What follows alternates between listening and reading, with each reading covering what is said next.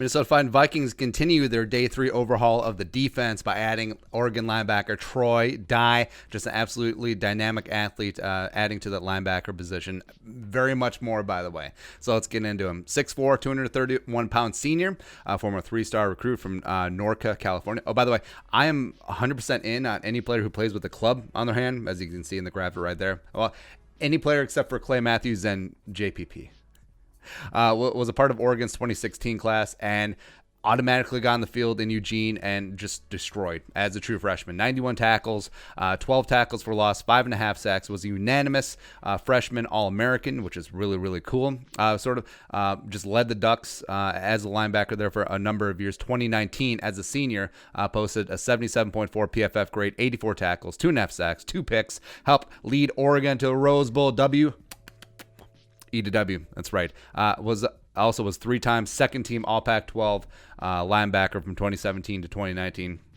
Didn't run at the combine, still recovering from a late season injury, but didn't have the pro day because of the Rona and whatnot. But overall, I'm not really too concerned. I think he's going to check a lot of those boxes anyways because the athletic traits absolutely show up on the field. I mean, flick on the tape of Troy Dye and you'll see he is a very dynamic, quick, fluid in space, amazing in coverage linebacker, smart player, team captain, also can break some stank on third down, on some passing downs as well. The thing that probably held him back, where you could say that he's a diet version of Isaiah Simmons, where he's a bit of a tweener in between a coverage linebacker, in between a safety, somewhere in there.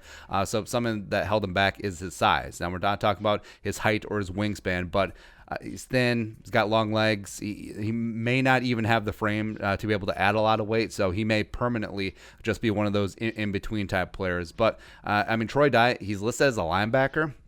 But what I see is that he could be an upgraded version of Jaron Kearse because even though we don't have the testing numbers, I do think that he moves just as good, if not even better, than Jaron Kearse, even though he weighs more. And just be that new big nickel, be that hybrid dude who is in the slot against big slot receivers, against tight ends, is bodying running backs out of the backfield.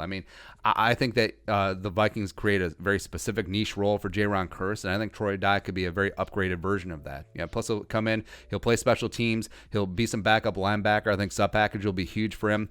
He does have similar tackling issues as Eric Wilson, where Wilson you're trading off when he came in as a UDFA linebacker / safety out of Cincinnati.